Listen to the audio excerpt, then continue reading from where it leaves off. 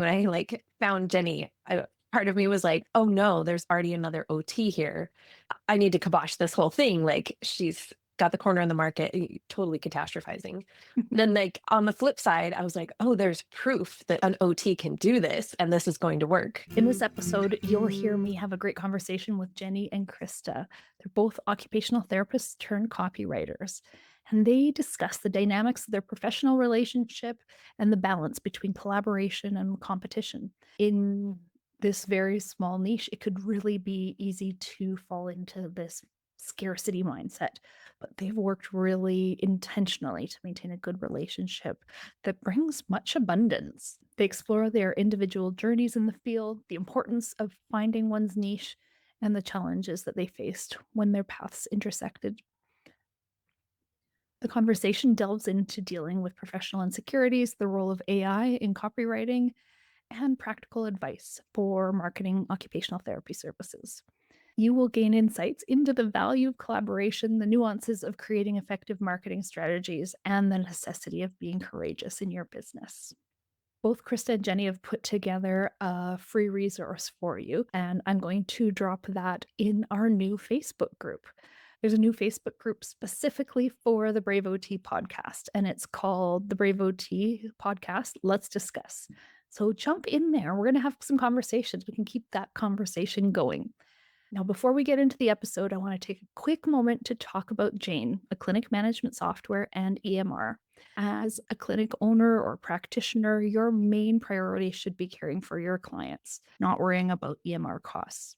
That's why Jane has come up with the New Balance plan, which includes the essential features you need to run your clinic without all of the extra fluff you don't. With the Balance plan, you'll get really helpful features like one-on-one telehealth, email appointment reminders, and unlimited customer support. And I have to admit, I really enjoy calling the customer support people. They're really great to talk to. The Balance Plan is a great fit for new growing practitioners who are booking up to 20 appointments a month. And the best part is that Jane pays for itself with the cost of just one appointment. Head over to jane.app/pricing to check out their plans, starting at $39 a month in the US, $54 a month in Canada. And if you're ready to get started, don't forget to use my code VITALITY at sign up for a 1-month grace period on your new account. You're listening to the Brave OT podcast with me, Carlin Neek. This podcast is all about empowering occupational therapists to step up, level up, blaze some trails, and maybe engage in a little conscious rebellion in service of our profession, our clients, our work, our businesses, and living our mission wholeheartedly. We are all about keeping it real, doing hard things, unhustling, being curious, exploring, growing through our challenges, and finding joy, fulfillment, and vitality as we do so. Really, we're OTing ourselves and each other. I hope you love this episode. Jenny and Krista, I'm really excited that you guys reached out. I adore you both, and we have lots of online interactions, but I was really excited when you reached out with a particular mission. Does one of you care to explain what the intention of this particular podcast episode is? This is Krista. And for those of you listening audio only and can't see our faces, I guess it almost has to start with who we are. We're both copywriters, we're both occupational therapists, and we're both working within the same pool of clients. And we've known each other and both been working for, let's see, over 4 years now, like at least that long. And as anybody who has a business knows, it's hard to navigate the waters of competition and collaboration and trying to set yourself apart while not stepping on other people's toes. And so really our goal was to share how we have navigated that over time and hopefully help inspire other clinicians to embrace more of that abundance and collaboration instead of really worrying about, fear of copying or copying someone else or not wanting to be in community with other people doing similar things. But Yeah. I love that. Go ahead, Jenny. Did you have something to add to that? Yeah. What I would add is a part of the conversation came out of a separate conversation. Somebody had asked me, what is something that you're really proud that you've accomplished in your business? And what immediately came to mind was my relationship with Krista and saying, I'm really proud of what we've achieved and the journey that it took to get there. And I could look back and reflect on there was a version of me before my business, working as an occupational therapist, I would have never been able to do that, and to see that growth in such a tangible area and say, yeah, I'm really proud of this relationship and the steps and the like missteps along the way to achieve it. But it was something that was difficult. Like it wasn't just automatic or easy. And that was why I was proud of it. And so that's another reason we want to kind of come on and share and say, this is something special. Let's talk about it. That is fantastic. Okay, we are going to get into all of those layers, and because there's so many things in there about the relationship and that mindset of competition versus collaboration, and what our minds naturally do when we're trying to figure it out and doing something new, and how you've navigated that, because there are some like a lot of overlap in your journeys, and at the same time you guys do some have slightly different focuses now. So maybe let's get into a little bit more introducing of who you are, what you do, and we'll start with you this time, Jenny. All right. So I'm an occupational therapist turned copywriter. And I actually began about 5 years ago and shifted into I'm going to write copy and landed into writing copy for occupational therapy business owners, sticking with kind of my profession and kind of using the skills and the knowledge that I had to write. So copywriting is writing to get people to take action or to build a relationship. And it essentially is the writing of marketing, but it tends to be so much more than that. And especially in therapy land where we really do love building relationships. And that's the beginning of the story. Now I would expand to say I specialize in writing websites. And so that might come up later in the conversation when we talk about diversifying. So it's like general copywriting and then picking a specialty. So then I'll let Krista introduce herself. Perfect. That's great. And you helped me with that. We worked together in 2020, maybe it's 2021, but in those early days where we were both new on the scene, and you helped me with my website writing and some emails and some themes. And like I had come up with an ideal client kind of profile, but then what was I going to do with that? It was Hannah. And you took my Hannah and turned that into all sorts of cool stuff that I didn't know how to write. And it was so helpful to get me rolling. So I appreciate you. Oh, awesome. Okay, Krista, your turn. Tell us more about you. Yes, I have a very similar journey, which is most of the overlap. I also was am an occupational therapist, and then I transitioned into copywriting. And oddly enough, how we met was we both took the same first copywriting course and found each other inside that community. What are the chances 2 OTs show up in a copywriting course? It was a mixed feelings for me when I found Jenny. Part of me was like, oh no, there's already another OT here. I need to kibosh this whole thing. Like she's got the corner on the market, totally catastrophizing. Then on the flip side, I was like, oh, there's proof that an OT can do this and this is going to work. So those were competing thoughts inside my head. Understandable. Yeah, I think I started maybe 6 months or so after Jenny did. So I've been officially copywriting a little bit less time, but actually found copywriting because I was writing all of the marketing for a nonprofit school. And that's how I ended up even realizing that copywriting was a thing that people would pay for instead of just doing it for free. And now what is your focus? And now I've really transitioned more into the launch strategy, email marketing, and sales funnels side of things. I generally will refer websites over to Jenny, over to another copywriter, because I haven't done them in probably 2 years since I've written a website, and they're just very different skill sets. It's a lot like traditional clinical therapy where you start out as a generalist, and then as you refine your skills, ideally you would be able to just see more and more of that specific population or whatever it is that you're specializing into. And because I never got to do that clinically, because I worked rural healthcare, I'm so excited to be able to actually specialize in this like version of my career now, because I do love specializing and just getting really good at a smaller scope of work instead of being the Jack or Jill of all trades. Yeah. Okay. That's great.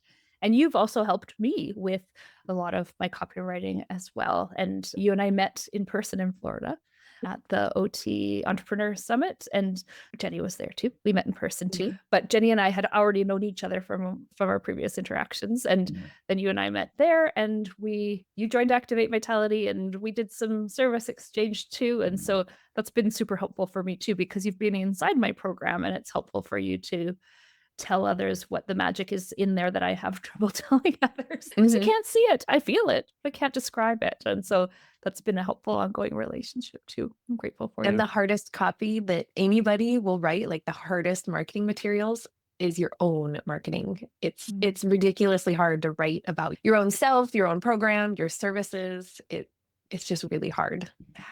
Totally. Now, did you two choose to differentiate based on differentiating from each other?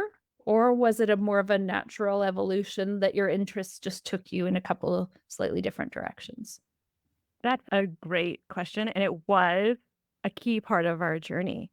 So when we met, we were like at similar stages. Like I was writing maybe a little bit before Krista. But we were not to the stage yet where we had really differentiated. And I think it's a little bit like OT, like you said, like we start as generalists and then you figure out where your interests are. And it's a similar path almost for copywriting. So when we met, we were both in that very like trying out different things, and we didn't have that differentiation. And that was a challenge because I think during that stage we were stepping on each other's toes a little bit more, but being conscious that we did want to build relationships. That was tricky. And I remember thinking, because we were going back over ideas and like we didn't have something specific to be separate for. And I remember thinking, we're triggering each other right now. Like we could be open about that, which I think was very special and unique, of not just ignoring it, but like to give it a voice and say, oh, this is where we are right now. And it's hard. We have to figure out how to navigate it because we don't know.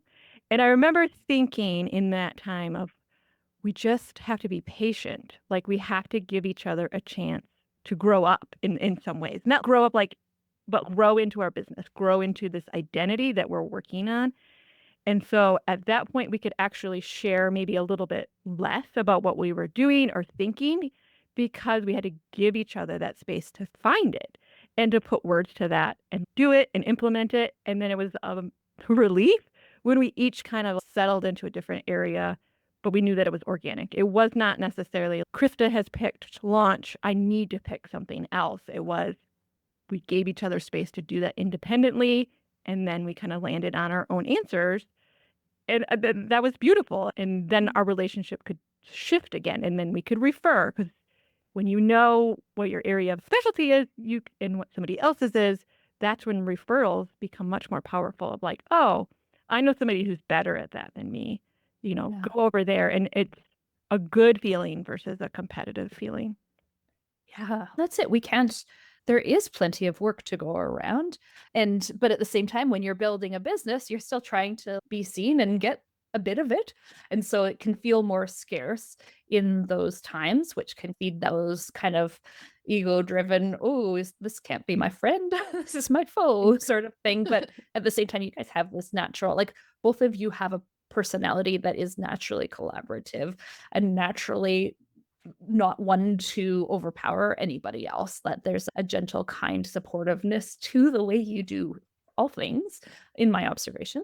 And so I like that you come in with those personalities that help fuel that intentionality. But there's something in there too, because I want to talk more about the relationship, but I really like that kind of characterization of when we're getting started, we haven't figured it all out, right? Of course not, right? It's that we need to go take action, try things, experiment, see what works, see what feels good, see what sells, see what feels aligned.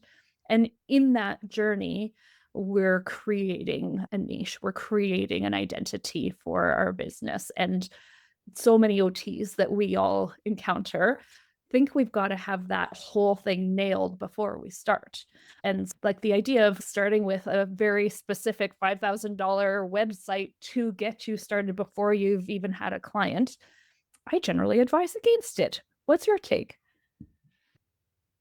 Yeah, I absolutely agree. And I think early on we may have said, no, you need a copywriter like to help you write your website. But as I've gained more experience, and I think Jenny and I have had conversations about it too, we do say do the bare minimum or just start first and then build your website later after you figure out like exactly where you are going. Who am Because I and where do I fit in this world of business? And yeah, because a lot of times what we think we're going to do is not what we end up doing. I originally thought I will just write blogs, and that was the only thing I was going to write. I was like, oh, I won't even worry about learning all these other forms of copy. Like, I will just write blogs for people. And now I don't accept it's a rare circumstance if I'm writing a blog for somebody. It has to be within a greater package and for a business that I already know a lot about because they're not the most fun thing to write. and some people probably love them, but it's good that you didn't hang your hat all on that in the beginning. It's a bunch in developing advertising and marketing for all of that, right? Yeah. Yeah. And The I would same. say that, oh, sorry. I was going to say, I would say the exact same thing. You do figure out a lot, whether it's your marketing or anything about your brand or how you're going to do processes by doing. And so you just start with what's there. It doesn't always mean you don't have a website. Maybe you just have a simple one, but it's the idea of I'm going to put this up and I know that I am going to improve it. I'm not just, there's a mindset shift of, okay, I'm not going to check this off the list and it's done for the next 5 years of, I know it's not perfect. I put it up. I mean, it could be a sales page or anything. I put it up there. I'm going to get feedback. I'm going to grow, and I know that I'm going to improve it in whatever the time frame is. It's a different way of working. I think we love I nailed it and it's done. You know, like the A+ paper. I'm done with that project. It's done, but it doesn't tend to work that way as we've gone along and figured it out. Yeah. I would say that I also remember when you were talking about finding our way and then that for a while we had to stay more separate. And Jenny had talked about like we almost had to, I think I remember like I was not on your email list. I would not go to your website because I like did not want to see what you had written or be influenced by it. And I think I even didn't follow your social media. I was trying to just be as like separate as possible because then I could figure out where I wanted to go without having everything you did or said influence my direction. Because it's hard when you're new and you're just trying to make it work and you're so easily influenced by other Yeah. people. And then Like a sponge, right? There's that yes. social learning that it's like, oh, okay, it comes in and you might even go to type. And I've seen this happen with a few therapists too that are hearing each other. Then they end up using some of the same words and the other person goes, oh, wait a minute, did you just copy me? And I felt that way too. I've seen my words elsewhere. I went, oh no, we're all going in these same circles. Nobody's intending to copy anybody, but I appreciate the Yeah. intentionality of actually insulating yourself from accidentally doing it. Yeah, because it felt like it could be so easily done. And even before I knew Jenny very well and more about her journey, I ended up in the same like pond, a very small pond, and realized that I was like pitching all the people that she had been working with. And I was like, wow, how did I even get here? But I think it's just because we do have similar personalities, similar lifestyles, similar backgrounds, even to the point where we've both worked in critical access hospitals, which a lot of people don't even know what those are. And I'm like, what are the odds of this? And so I had to really be like, okay, figure out what that group was and then step out and go find a different group because I was like, this is bad pond fishing. This is not where I need to be. Can't have two sharks in the same pond. Yeah. It was awkward. And that would be awkward. And I've had that experience too, where somebody's interviewing different coaches and they've already talked to so and so, and they're here talking to me. And my mind always goes to, well, I really want them to find the right fit. And truly, if that other coach is what they need, like maybe we should just maybe say, hey, thanks. This was a nice conversation, but actually go over there. Because if it's not the right fit, we're both going to be frustrated. You know, it's not about just getting the most clients. It's about yeah, finding that. But it can feel awkward, like in competition in a place where you don't want to feel competitive. Mhm. Yeah, it's totally true. And I think it takes time. And I think that's where in the midst of being separate or whatever, we really did have genuine good relationship and to lean into that and then begin to say it was through so we shared that copywriting program and one of the really good benefits was this idea of collaboration and getting away from scarcity mindset was like a part of the program. And I remember because it does align with me personally, I said, I want to embody that. That sounds great. But it's very different when you have to put it into action and you're like, oh, like I know that there's somebody new who's talented and, they will get clients and that's okay. And to take steps of, okay, so if I want to be the person who collaborates, how do I do that? And I really benefited from that program and people talking about how they acknowledged that jealousy would come up or that they would get triggered. And then they laid out the path of, okay, what did I think instead? And that really helped me in that time. Okay, the tide rises all boats. If Yeah. if occupational therapists don't know about copywriting and I'm the only one who could ever possibly tell them, that's going to take a long time. But if we have more people talking about copywriting, it validates what I says and it's another person who's talking about it. And I think of OT, we get so frustrated, nobody knows what we're going to do. But if your competition or whatever you want to call them is talking about the same thing, those more people who are understanding what you do, more referrals, and just again reminding yourself like there is more than enough to go around. And exactly what you said, like it comes down to fit. It's not always about being better than or achieving more or your personality. Like it's not personal. There just is different versions, and I want people to find what's the right fit for them, whether it's someone more expensive, less expensive, more, experienced, or has this other service that they offer, just really broadening your mind. And I think you have to actively remind yourself of that in those hard moments of, oh no, I can't possibly write every single private practice website out there. That's ridiculous when you think about it. And actively refeeding those different thoughts. So true. That is so true. Yes. There's that duality of there being so much out there and yet you don't have it all yet. And can we actually amplify that? And both of us have a lot of work if we're both out there putting that message out. I think that's really smart. And describing that bit about how the insecurities do come up and needing to actively practice it. Now you don't have to share, but I would be very curious if ever anybody has this, either of you have a specific example of a moment when you went, oh no, like just that sinking. And then how did you handle it? Do you have any specific examples? I think we both do. And we've talked about them since then, which is the I'm cool sure. part. Yeah. I'll let you go first, Krista, and then I can share mine. I feel like I would know what yours was better than mine.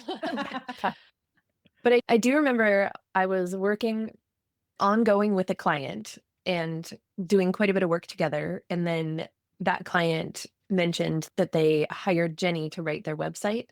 Yeah. And I had a moment of, what? But you're my client. And I had to really check myself to be like, okay, but do you really want to write the website? Do you really think you're the best person for the website? Or do you think where you're working is your zone of genius and it does make complete and perfect sense to bring Jenny on to do the website?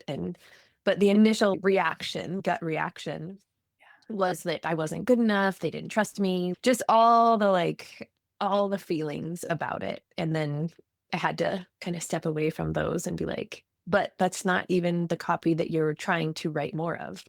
Or that's not the direction you're heading.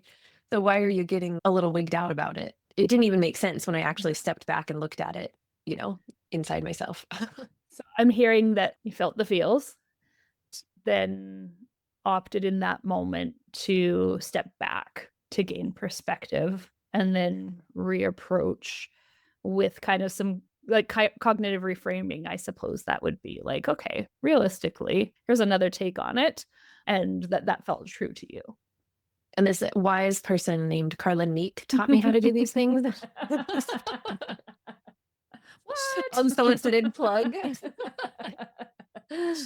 But it's true. I think before your program, just as a little aside, I did not have the abilities and the skills as much to really pause and look at it from that more like outside perspective and analyze and be like, does this make sense? It was more reactive. Staying in freak out mode a little longer sort of thing. It's not that those things don't still come up, but now okay, this doesn't have to define how it all is, right? I can, don't have to stay spiraling on it for as long. until the merry-go-round shoots you off. Yeah. That's great. Jenny, do you have a specific example? Yeah, now I'm curious if it's the one Chris is thinking of, but so the example that comes to mind is earlier in the process, Krista came out with a course that was website in a weekend. And so this was before she really leaned hard into sales page, but it overlapped into kind of my area, and I had the course idea in mind as well. And so she sent me her idea and said, I'd like feedback on this course I'm creating. And so again, you immediately have feels of, oh no, like she beat me. And she did. And I think that there is a element of when you take action and you're the first one to do it, that's how ideas work. And it makes sense. Like she was working with clients and this is the problem and this was the logical solution. So you come to the same answers when you're working with similar clients doing similar things. And so again, feelings of, oh no, she beat me to it. And this is where it got interesting. I was like, what am I going to do? So I'm like looking at the email and I'm like, do I open it? Do I open the resource and provide the feedback? Because it was very conflicting as a helper and somebody who understood. I was like, I can provide a really good advice. I could open this and do that. That felt like the right answer, but then it also felt like the wrong answer. And I had to think about it. And I said, no, knowing how ideas work, if I ever wanted to create a course in the future, I would be worried that I'd be copying what she's already done. Like, I don't want to close that path for myself. And so I sent her a message and I said, I would love to provide you feedback, but honestly, I don't think I can. And so I did not open your document at all. It is safe and sound. Your ideas are safe with you and my ideas are safe with me. And I don't know, it was like the harder option. Like it felt easier just to give the feedback and move on. Yeah. But and I'm still glad with you chose not to read it. I chose not to read it, but I communicated. I didn't just ignore it. I just told her honestly why I couldn't do it. And the really cool thing is that she accepted that. Like, oh yeah, that makes sense. And we just moved forward. That is so smart. And I love that you chose the relationship, like the communication in the relationship, that honoring that, hey, what's most important here? I need to maintain the integrity of my own idea because that's been evolving, and also honor and respect this relationship and communicate that, hey, this doesn't make sense. And similar to Krista, where she didn't follow your stuff because she didn't want to absorb that. I really love that. Mm-hmm. And then when she responded in that way, it opened my eyes to like the bigger situation, because I had really been like head down. We'd talked about the problem together where therapists are starting up and they can't afford a website, but they don't really know what to do and yada, yada, yada. We talked about the problem. And then at some point I just like dove in and started creating the resource, and it hadn't emerged in my mind like how that may play out with Jenny's business. And so when she responded, I was like, oh, that makes sense. Like, why would I have you look through all of this? And then you're also potentially creating something similar. I was like, yeah, that doesn't make sense. But we get so focused and head down on what we're doing that sometimes that other perspective we forget that. I know. And super proud of her for that. Totally. And there was an efficiency on your part too, going, you know what? I've got an idea. I'm going to run with it. Like I could create this fairly quickly. I don't need to ponder this for a long time. You were taking action, and that's really brave. And then, in that momentum, that makes sense. And I remember when you were doing that, because I think that's where you guys started to go, okay, like you were actually not really loving websites, I think, right? And creating this course was a way of going, hey, you want a website? go to Jenny or go to my starter course. That gets you your kind of quick first one in a weekend. And it's a way of actually removing yourself from it. It was a DIY sort of thing, not a done for you thing. And so I'm hearing too those seeds of, okay, maybe that's where we're separating a little bit. Jenny's doing more website-y stuff. I'm doing more of these other things. Yeah. Yeah, that's That was the totally one I was thinking of. example. Yeah, oh, it was. Yeah. Example of how you like get started and sometimes it doesn't lead anywhere, but and it's okay. And I was totally, that's where it's like when you have a good relationship, it's like genuine love. I think it's awesome that you created this. And I admire like you took action. But at the same time, I'm just not the right person to give feedback. And Yeah. that's really cool. I have a question for you experts on the way OTs pitch their services. What I see happening a lot that my opinion is it's not the most effective, but I'd like your opinion, is hey, here's how awesome occupational therapy is and all of the awesomeness of all of the million things occupational therapy can do. And I can help you with many things. And that doesn't work a lot, but you can appreciate a person starting out. They don't necessarily have a niche yet, but that piece of, am I marketing occupational therapy or am I marketing the services I can provide? What do you have to say about that? We've had so many conversations about this. And yeah, you're spot on with that. I think even when I'm like in a coaching role, that's something that I say to people all the time. I'm like, stop trying to sell occupational therapy. They want the outcome, they want the benefits, they want the solution. They don't want occupational therapy, even though we love it and we know it's powerful. And we just inherently know it leads to all those outcomes, but they're always trying to sell OT instead of the outcome. I see it in sales funnels a lot and sales pages, and I'm sure that Jenny also battles that with websites. Yeah, it's totally true. And this is one of the benefits of our relation. Like Krista and I can talk through some of these things that are so specific. There's not very many people who you can come to these problems with. And we've come to the same solution. It's like when you're trying to sell all of copywriting, that could be any number of things. But when you get down to what it is as an individual, that's where you can really start moving people forward in the sales process. For OT, you can explain what OT is. Like there's the elevator pitch for OT. People don't want to make it too specific, but you got to like totally remove yourself from that when you are networking at a conference or at your local community event. Your elevator pitch needs to be about what your practice does and the problems there. And you don't want to lead with explaining the elevator pitch for OT because it's not going to lead them back to whatever it is that you offer.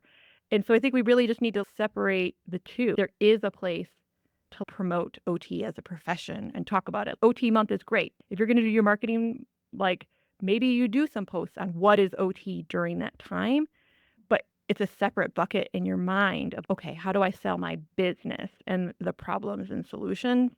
And it's just way easier. Like you can go broad, it can be done, especially when you're first starting, but it is so much easier when you get specific and come up with specific problems and solutions related to your business. You'll just make your life easier. So if we were to think about somebody who has, let's say they've specialized in postpartum care. So should their website say, I'm an occupational therapist who practices postpartum care, and here are the things I can offer? If we're thinking about the website or an introduction or something like that, like what should they lead with?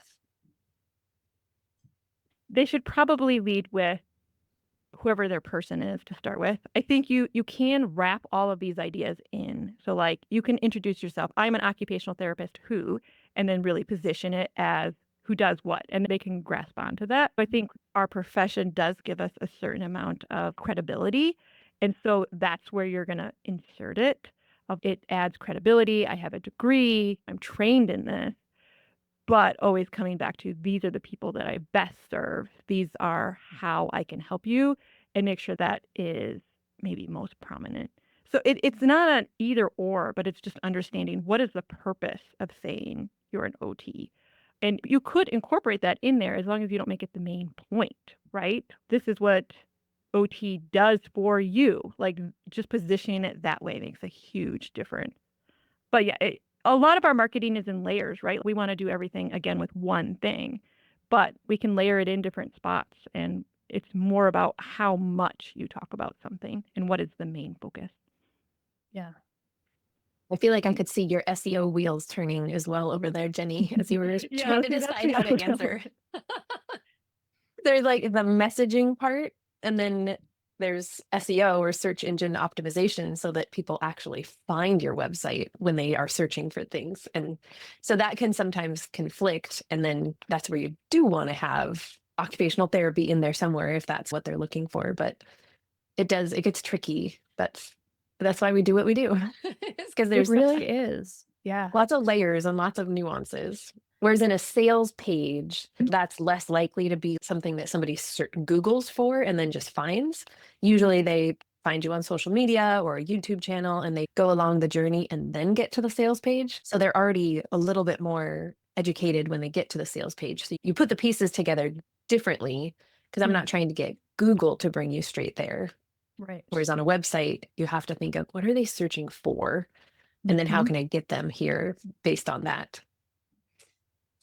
Speaking of our tools, the AI boom, everybody thinks that them and ChatGPT are great copywriters now. Actually, I don't think everybody thinks that, but that was certainly the initial, oh, wow, I can get it to write so much copy for me. But it often falls a little bit short unless you're really good at that and really have nailed a lot of things. How has that affected you guys? And because I know initially it was like AI can't do what I do, but now I see more of okay, how do I embrace AI in a way to make this effective and efficient? It is changing so fast. So what we answer today will probably be different by the time this podcast launches. And then 3 months later, it'll be completely different. Because, yeah, initially there was like a pullback and people were thinking, I don't have to invest in copy. And they were doing it all themselves. But then we all very quickly realized like that was not very good. Like the output was not great. But it has come so far since then that it is getting a lot better.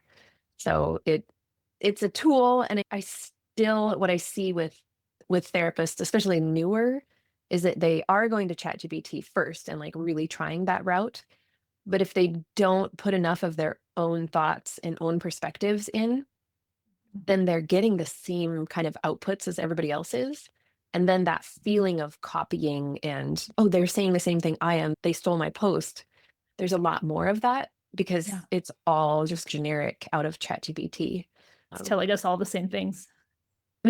Yeah.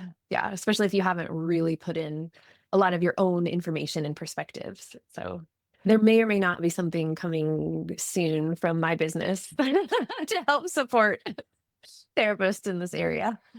Absolutely. That's it. If we can, there's great ways to, create chatbots can be a lead magnet or create different ways of setting it up to do a better job for us. It doesn't replace somebody doing a top to bottom campaign with strategy and all of that. But yeah, being able to have a tool to do a better job is a great idea. However that looks. Then you have to know what the output is supposed to look like and feel like. So you can even go to ChatGPT and say, make a sensory diet for my kid. And it'll make something, but you don't know if that's right or wrong or if it's effective. You have to understand like what the output is and what good copy is and what, like Jenny was saying, like good website structure and what is the goal of this and just so many things in order to know if it's good copy or not. Just because it sounds fancy when it comes out doesn't mean that's going to be effective. For sure. Jenny, how has AI impacted things for you? It does impact. I think there's good and there's bad. So like from a work perspective, like I'm not going to get as many maybe smaller projects that maybe people would have offloaded before, kind of like those lower level things. So things that ChatGPT is pretty good at is like social media posts and like those very practical emails, like responses that maybe would be templates or whatever before that you get hired to write. ChatGPT is really good at writing emails like that. So work like that is basically gone. I think one of the big benefits is it can bridge that gap, especially for entry business owners who are getting started. It probably can write better copy than what they would originally come up with just off their head. And they're probably not buying my services for the most part anyway, because money is a factor in that point. And so I think there is huge wins there of, can it help business owners succeed earlier and then maybe be ready to invest in upgrading earlier? That's possible.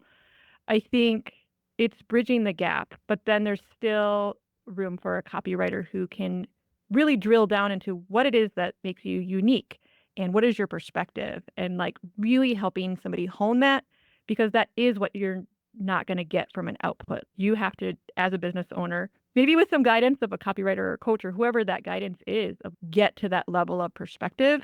And then once you get there, maybe you could up level again and use ChatGPT more effectively. But I think there's always room for human writing. I think you can tell the difference. You can tell the difference when somebody writes with passion or excitement, or they really believe in their offer. Like, you can feel that in writing. And I don't think that ChatGPT will ever be able to duplicate that. So for like really important things, I think there's always going to be room for the higher level and the emotional aspect of a copywriter who really cares and works closely with a client to achieve that. Mhm.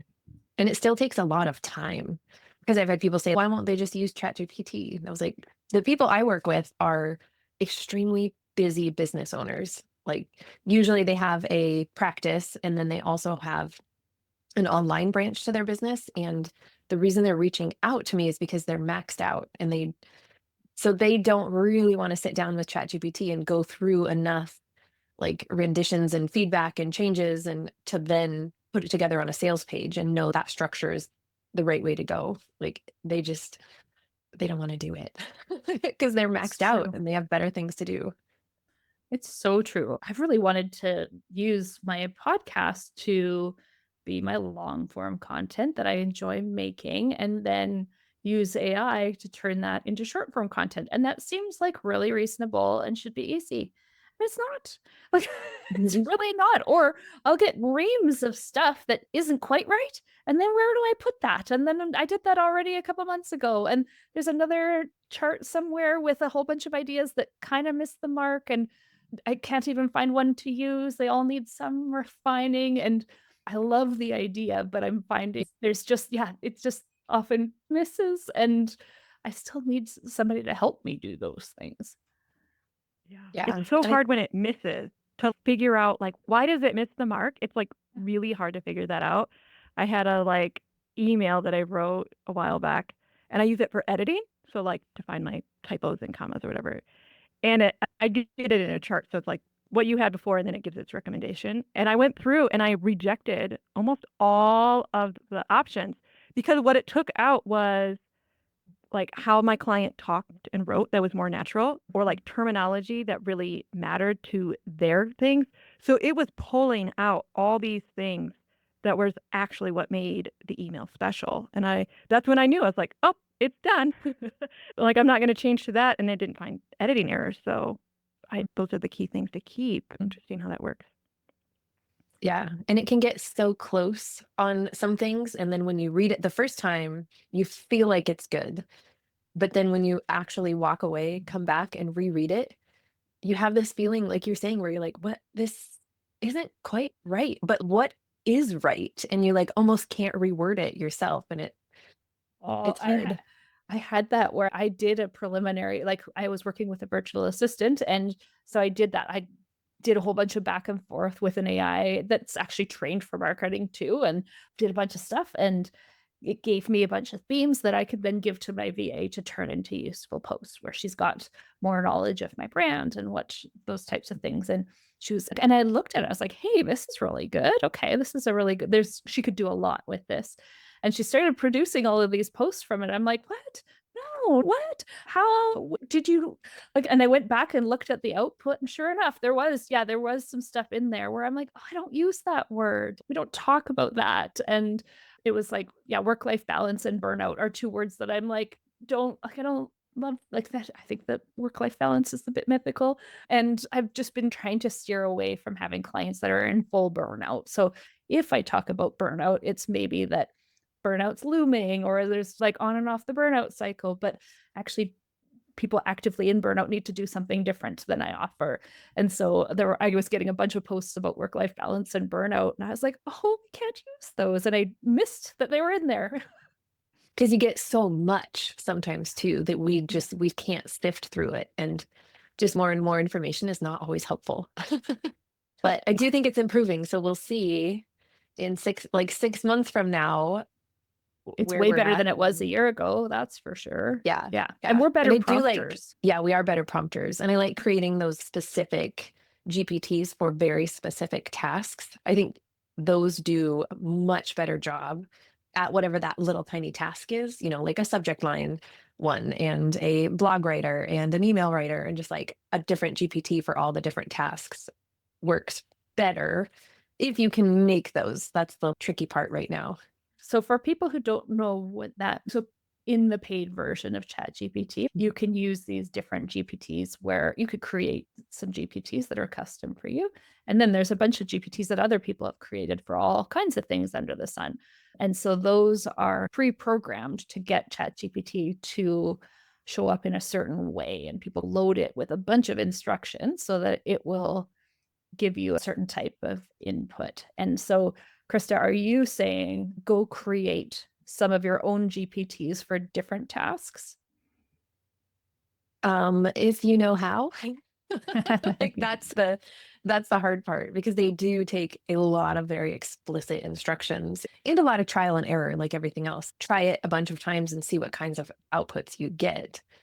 And you can ask ChatGPT to tell you how to make the GPT. Like with ChatGPT, you just keep going more meta to, okay, tell me how I do this. How do I do this better? Before you answer, ask me all the questions you need to do. So yeah, things like that.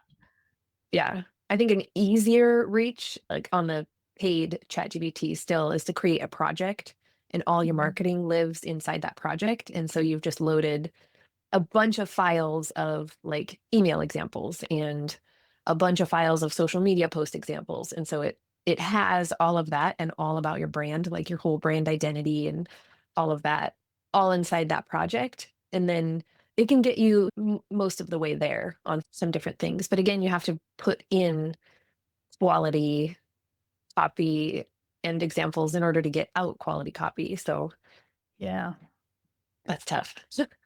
And that's super smart, because I think I find too, I'll often go into ChatGPT to help a client, and I'll say, help me help my client, because it's learning who I am in the world. And so if it thinks that I've had it, confuses somebody else's story or brand or something with me, and it's like, no, that's not me. That was me helping somebody else. So containing it in a project, I think, helps insulate it a little bit from those other influences. Yeah. And then when you're doing dreaming and brainstorming and like maybe future stuff, you can have that outside the project. So then it doesn't start pulling that into your marketing when you're like, wait, I did not create that yet. I am not yet queen of the world. Yes. Yeah. Yeah. I had to go through and clean out all of the memories in my ChatGPT because it was doing the same thing before I really got clear with projects. It had all of my clients all mashed together for one really crazy business that I was running. Like, I do not do all those things at once. So by deleting those previous conversations, it takes it out of, it's storing them in that way that you remove it and it doesn't remember it? You actually have to go up into the memories and read through the memories and delete those out separately in order to get it to get rid of that. Oh, yeah. No. And I tested it by saying, create an image that demonstrates like what I do. And I could see different elements of all my different clients in the image. And I was like, oh yeah, you're real confused. Super interesting. Were there any last topics you guys or messages you wanted to touch on? Really, it's just a journey. I think that's the biggest thing, is it won't always be easy. Jenny said there were seasons where we were like great and we chatted a lot and we were communicating. And then there were other seasons where we just had to stay separate and put our heads down and just do our own thing. And it will eventually shake out. Even if we had both landed on websites, I think it would be harder, but there's plenty of websites to write. And Jenny also does a beautiful job with brand messaging. So when people are really jumbled up of trying to figure out like, what am I even saying about my business? What am I trying to do? Like, they come to me and they're in that stage. I'm like, let me introduce you to Jenny Gill, because she'll help you turn that into some words. And then they can do the thing. And then if they need a sales funnel or emails, like, please, by all means, come back. But it's I a love good that. diversion to direct people over there for that. I love that you just chose to highlight a strength of Jenny's. Jenny, what would you say are some of Krista's strengths? Oh, I love this question. I think she's a good connector, as she just did, and networker, and really from a place of honesty and authenticity, like lifting up other people and celebrating what they're doing and seeing it for what it is. And then in her work, like bringing it forth in their copy or their marketing assets. So I'd say that's definitely one of your strengths. That is If I could just get paid to connect people, that would be the most fun job ever, I think. like a matchmaking service. I kind of like Right? that. Yeah. But not dating. I think there is a revenue model for that, though, like that sense of, like referrals, right? And yeah, very cool. While I have two copywriters who know me well, can I ask you, what do you think my listeners should know about what I do? Not to put you on the spot or anything and ask for free service here on air. What hits me is just like the honesty in the conversation. So it's across your programs and who you are in person and within the podcast. It's all just very honest conversations, kind of like this one that need to happen. And so you just have a way of making people feel safe and like to share and explore and be that curious kind of nature. I think that's what hits me. Thank you. Those are priorities of mine. So I really appreciate that. I don't feel like I do those things intentionally, but through observing and listening, through kind of working through doing a bunch of things and then getting feedback from people, which I've learned from you guys to do a lot more of that I'm learning that those are the things that kind of come out naturally. So I try to pay more attention to them. But it wasn't that I was like, I'm going to endeavor to create safety everywhere I go, or here are the rules that I follow to do it. So I really appreciate it. It's so nice to be seen in something that you do naturally. What constantly comes to mind when I think of you and your programs and how I've seen people just grow and flourish after working with you is people who you feel like you've slowly lost yourself in the process of maybe like career or parenting or starting a business, and just layer upon layer has just crushed people, and they're struggling, but they don't really want to admit they're struggling. And it's hard to even pinpoint what is so hard about everything, and that you want life to look and feel different. And I think you're just really good at slowly helping people peel back those layers and then start to like grow again and flourish and get the spark back in their lives, which then impacts everybody around them. So for people who are parenting and they're like, I can't have any time for myself, you're like, "No." In all reality, if you're thriving, then your children will thrive, your marriage will thrive, your business will thrive. And I've just seen that in the people that you work with, that personally they do really well, and also professionally. There's no ROI guarantee on Activate Vitality, but consistently, that's just what happens when people work with you. They have more success in business because it just naturally happens when they get everything else straightened out. So Great. Thank you. Yes, if we do that inside work, that outside occupational performance can only be enhanced. But we're often trying to work from, I guess, we're thinking top down, bottom up sort of thing too, right? But it is like, just like I know you've spent a lot of time on the words, and it's hard to, because there's not one specific outcome. Like we can't be like, this is the top of the fold headline for what people are going to get out of the program that's really clear, because it's like this human, multifaceted, multi-layered, affecting many things by working on that stuff on the inside. Thank you. Really appreciate you guys. Can I ask you my last questions that I ask everybody now? Go for it. What does being brave mean to you?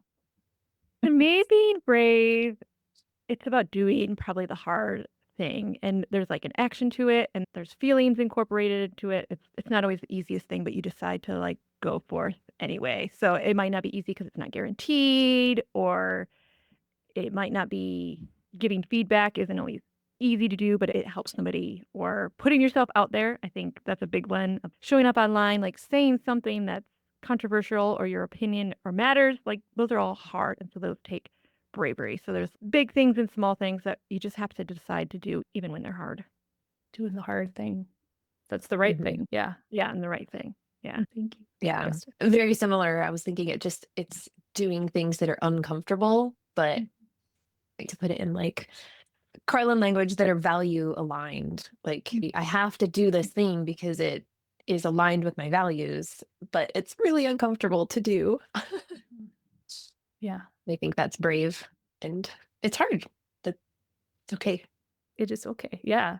And it's so interesting because it only makes sense, right? That in order for it to be brave, there requires there to be some sort of discomfort we're overcoming to take the action. But so often when people are hesitating to make a move, they think they should feel this sense of confidence and courage and then do the thing. Well, then it's not very brave, right? Like that, but the whole idea is actually that you're doing it uncomfortable or scared or not confident, and knowing that you'll build the confidence in the process. What is something brave you've done recently?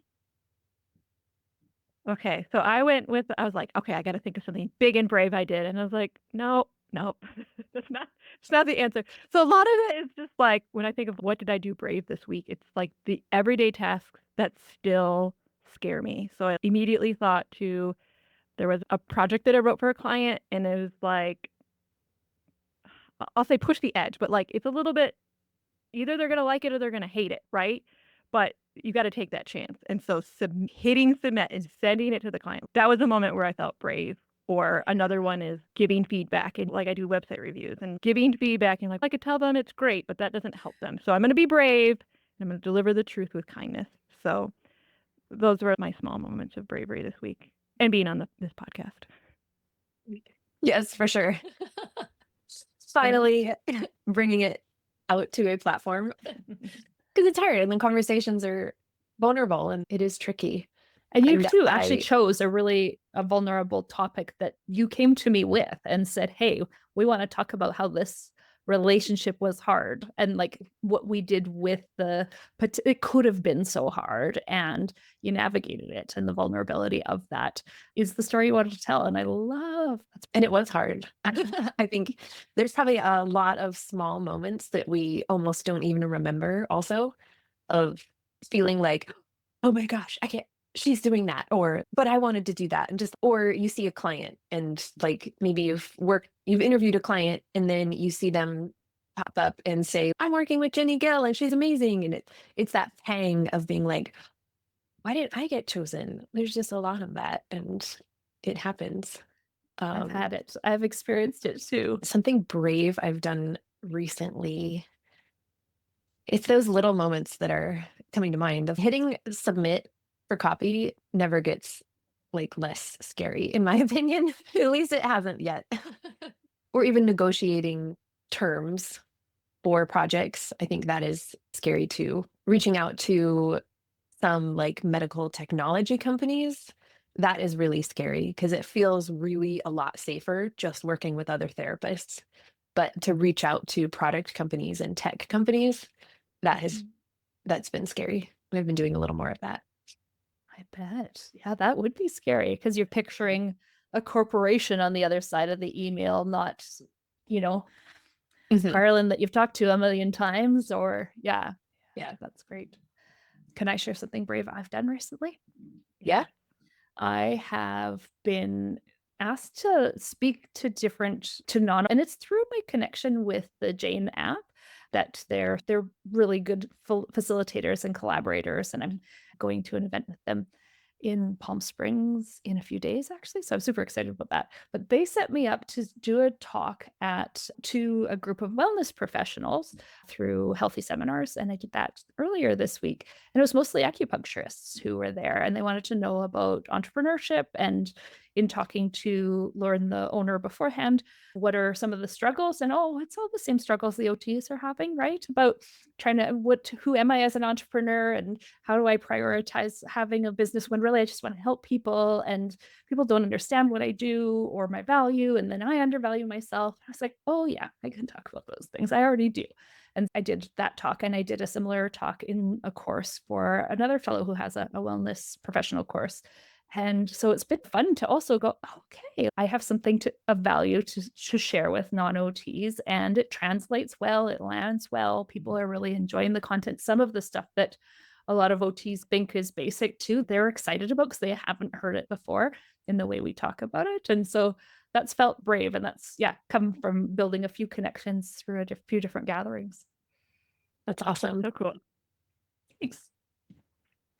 How would you like to see OTs be a little bit more brave in the coming years? Good question. I'm going to put it very much from like my perspective, but I think it's never lost on me, like the bravery that even my clients have in putting themselves out there, defining their message and sharing it. I think there's one thing to write it. It's another thing to put it out there with your name attached online, and like the feedback or the conversation that puts out there. But I think it's also the right thing. So I think a lot of times we have things we value or we believe, but we're not always brave enough to share it or stand up for it or talk about it.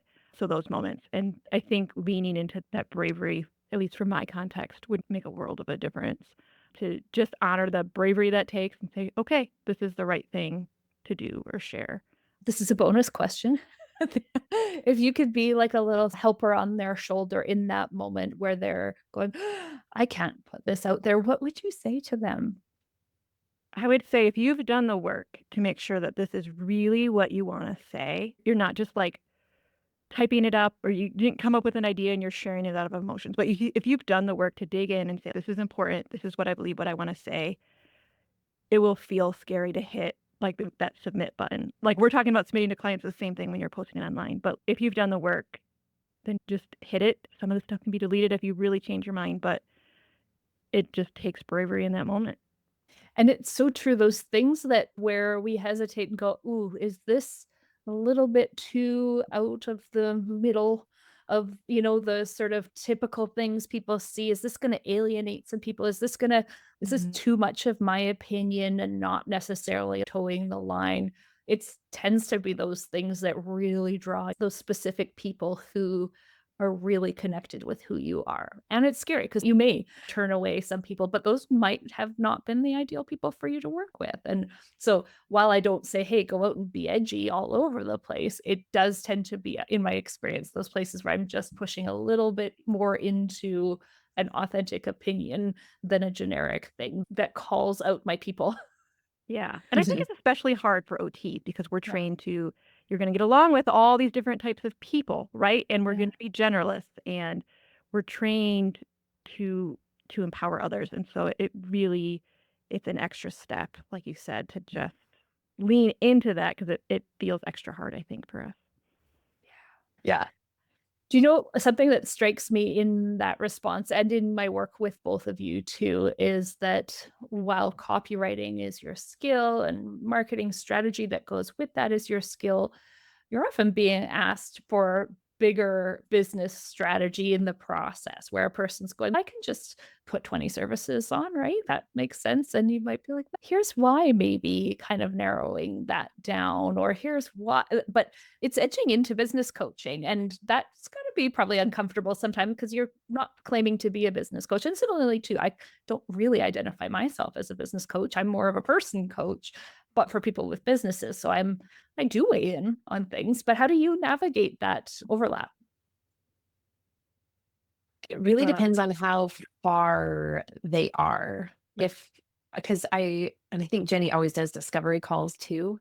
We both meet with a person and get to know them and get to know their needs before saying, here's a project, exchange money, work together. And during that call, a lot of times I can figure out if they actually need marketing or if they're like the stage before that and they need to figure out like what the heck they're even doing. Because I cannot launch a program that they haven't figured out yet. And I've had people come where they're like, I might have a community or I might do this. And I'm like, whoa, there are way too many mites in this conversation.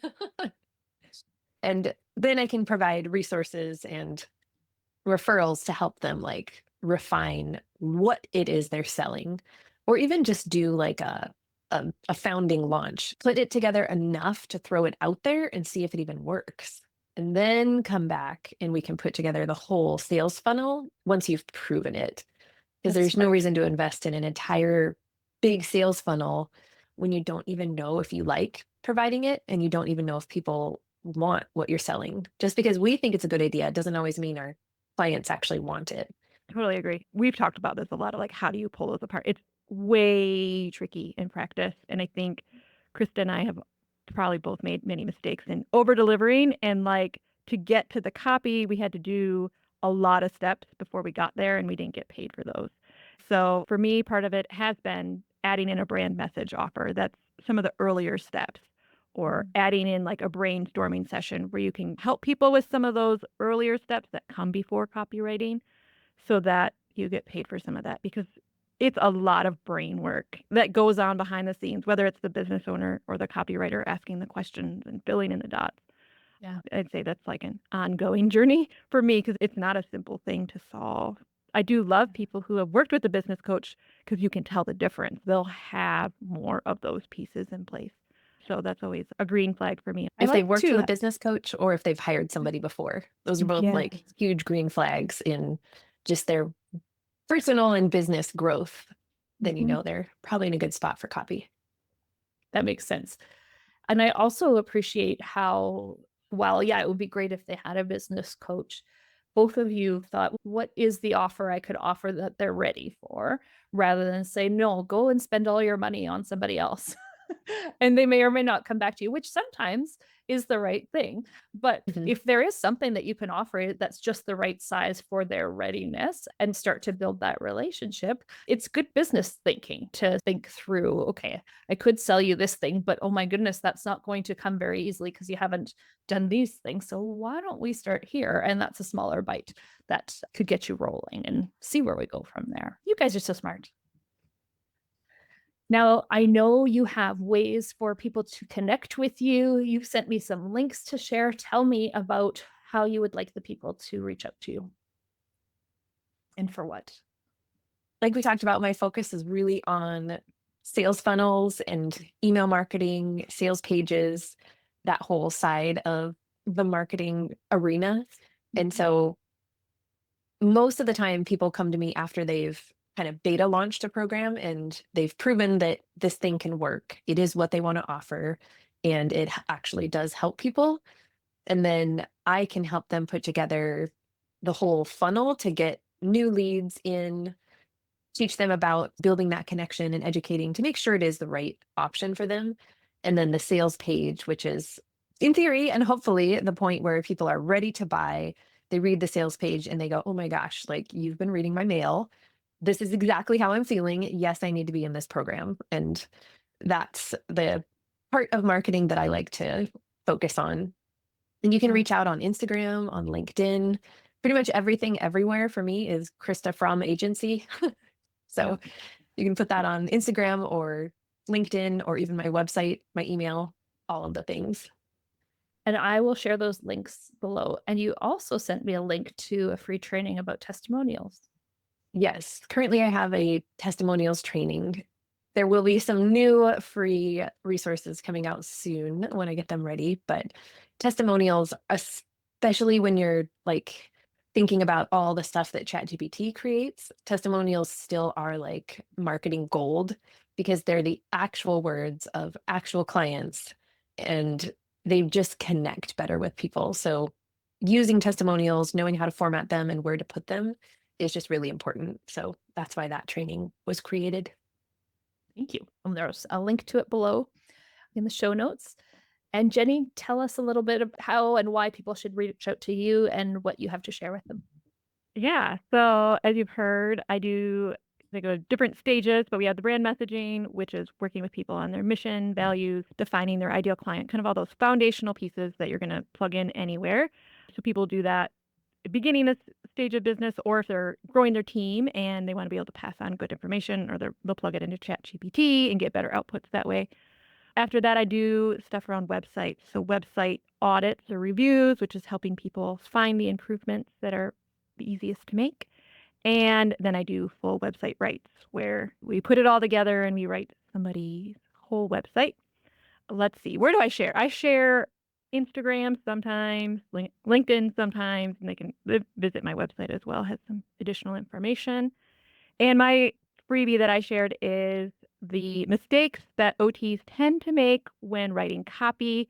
And I think these are great for business owners, but they're also really great shifts to make for anything where you're working with people and trying to communicate. So great for handouts or educational materials of like, how do we have to shift from academic writing to writing that people can really understand and take in pretty quickly. That's great. Thank you for sharing those resources with everybody. Really appreciate that. And I appreciate you guys being here today. This is a really good conversation. I knew it would be, but I'm really looking forward to sharing that. Thank you for having us. Yeah, thank you. We were looking for the right place to share, so thanks for providing that for us. My pleasure. Now, wasn't that a great conversation? I so enjoyed the authenticity of their exchange and the way they shared some really difficult moments with us. That modeling really highlights to me a good way to go about building relationships in business. Go check out their freebies. Go join the Facebook group where we can keep this conversation going. Ask Jenny, ask Krista, ask me, anything you'd like to ask us. We'd love to keep chatting. Thank you for listening and be brave, OTs.